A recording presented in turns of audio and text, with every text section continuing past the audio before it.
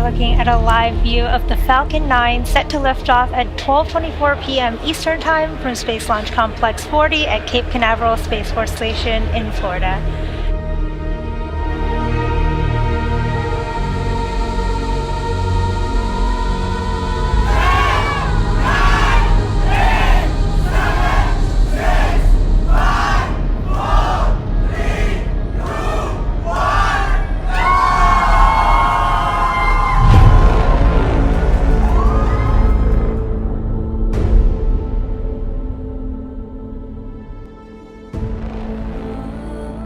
So I remember we were in college, and this was after our first summer in Bangalore, where we were still a student team. Me, Aves and Kshitij had a discussion on constellation of optical RF hybrid satellites to support our own constellation.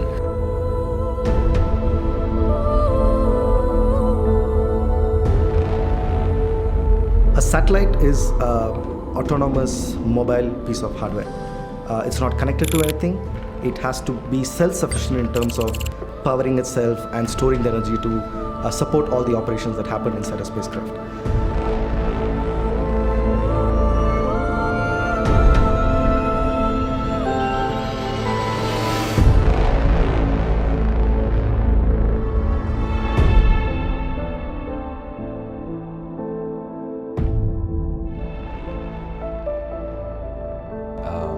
I always loved space, and I think that was a function of my father being very specific about my education, not only in school but outside of it as well. So he used to get me these encyclopedias, I remember, and a couple of them were very space and universe focused. So reading about black holes, the stars, the solar system, I think that's when that love for space began.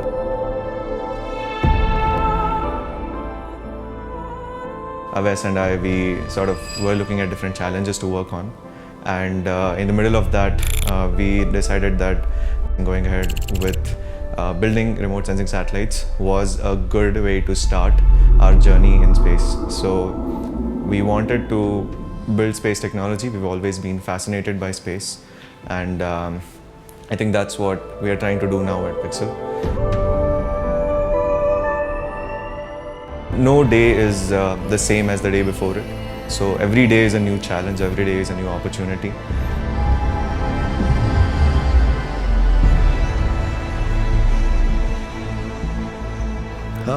Space is hard.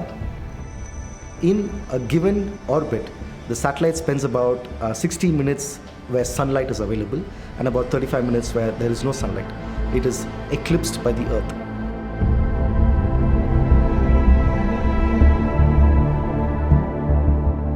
So building satellites of these sizes has a very typical constraint, which is size, weight and power.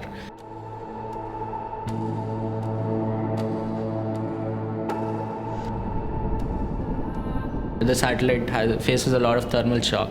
It goes in and out of sunlight very frequently, and the temperatures vary from minus 50 to plus 100.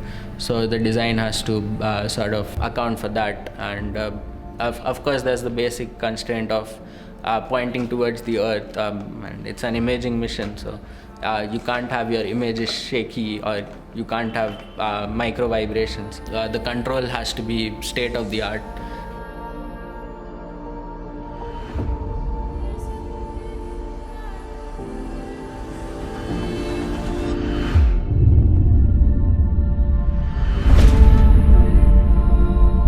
In the beginning, we were really excited. We were looking forward to the launch.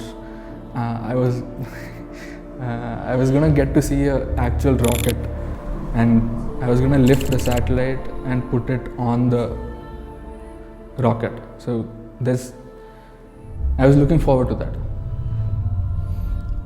You can't really simulate a satellite in space unless it actually goes to space. So I think we were all essentially ready to launch with the ISRO PSLV rocket on the 20th of February. However, we were supposed to deliver the satellite to the launch site around 16th of February. The final phase of testing that was happening in Chennai was for the final software tests that needed to happen. And while we were there were some last minute issues that cropped up.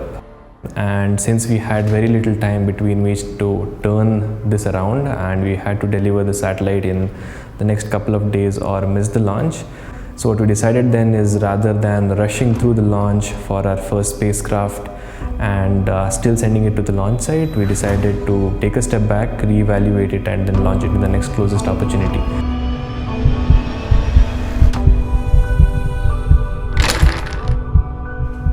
The sheer amount of disappointment we felt at the time was palatable.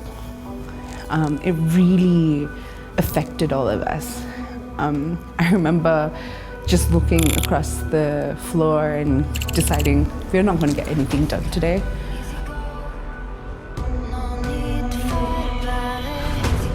This is an incredibly young team, but an incredibly young team that is incredibly talented and have created something that I didn't even know was possible a few years ago.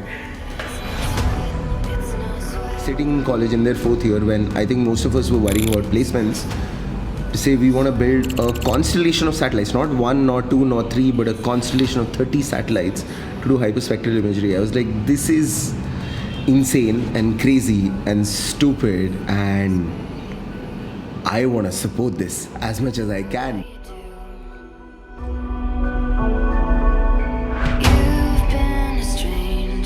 You know, the entire miniaturization of electronics that had happened in the space industry.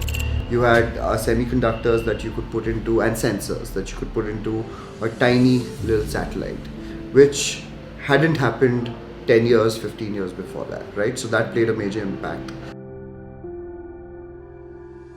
So after cancelling the ISRO launch, the first thing that we did was figure out when is the next time we can launch.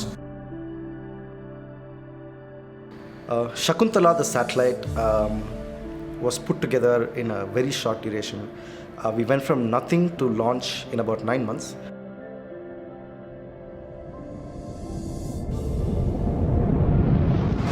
Shakuntala will probably be the first tangible result we'll get out of what we've been doing, and it goes up very soon. So super excited to just witness this tangible achievement for the first time, witness a satellite launch for the first time.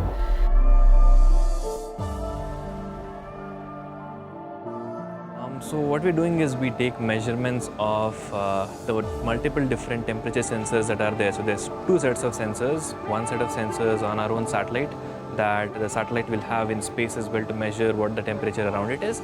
And the second set of sensors are with the chamber itself, which will measure what the environment within the chamber is. Then we compare these 2 temperatures to make sure that the sensors on the satellite are actually measuring what the actual temperature is supposed to be.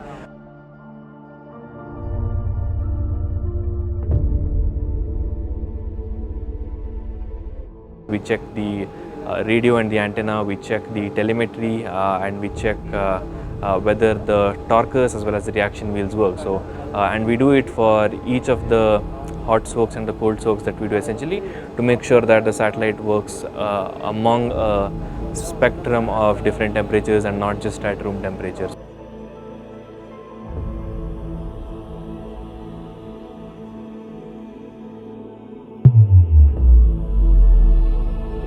You're looking at a live view of the Falcon 9 set to lift off at 12:24 p.m. Eastern Time from Space Launch Complex 40 at Cape Canaveral Space Force Station in Florida.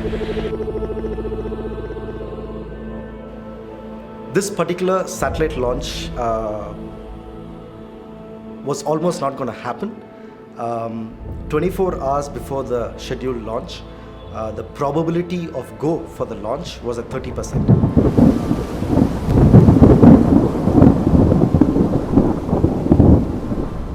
Slowly the weather started clearing up, and we got news that the launch is a go around half an hour before the launch. T-minus 15 seconds. Falcon 9, Transporter 4, LD is go for launch. I mean, the atmosphere just completely changed after that. 10, 9, 8, 7, 6, 5, 4, 3, 2, 1. Mission liftoff of Transporter 4.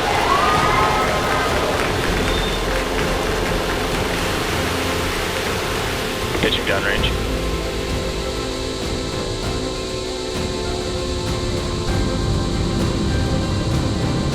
Max Q. There's max Q. Everything is looking good with stage 1 trajectory.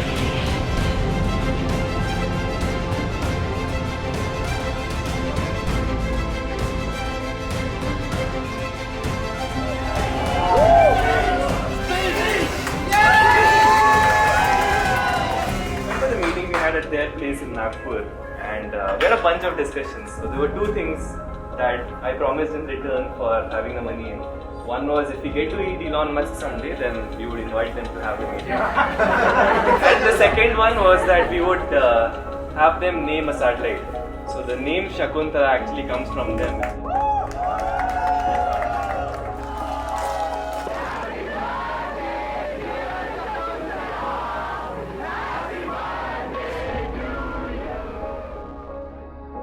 Overall, it gave us the confidence that we can put hardware in space and we can make it work. That was the biggest validation for us, and that's what the Shakuntala launch meant for the team. This is historical and a great milestone for us because we will only ever have this once. The rest of the satellite launches are just not going to be the same. Pixxel is in the business of Earth observation. Hyperspectral imagery, as such, helps us gather data that is above and beyond what you just get from visible light imagery, and the analytics that goes behind looking at these images allows us to help the agriculture industry, the oil and gas industry, the conservation and environmental monitoring systems. It will allow us going ahead to make sure that we are aware of what kind of pollutants are present in what kind of regions. Hawk 4B, separation confirmed. We have confirmation now that our satellite is operating and it's healthy, and it has deployed all the communication antennas as well as solar panels as expected, and we are expecting that we'll be able to commission the satellite very soon.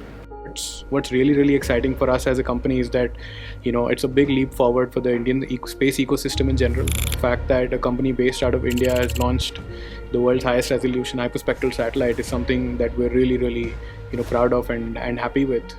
It's motivating every day when you work in space tech, but there's a different level of motivation when something you have put will go up there in space, capture images of the Earth, and then hopefully we can use that to make the world a better place as well. So I think it's very exciting, very happy. It's a culmination of a lot of patience and hard work that the team has done over the past few years, and it's also a reminder that yes, now we have put up this hardware in space. There's a lot more work to do. So we are standing here at a precipice of a long adventurous journey, and step 1 is done. So there's 1,000 more steps to go.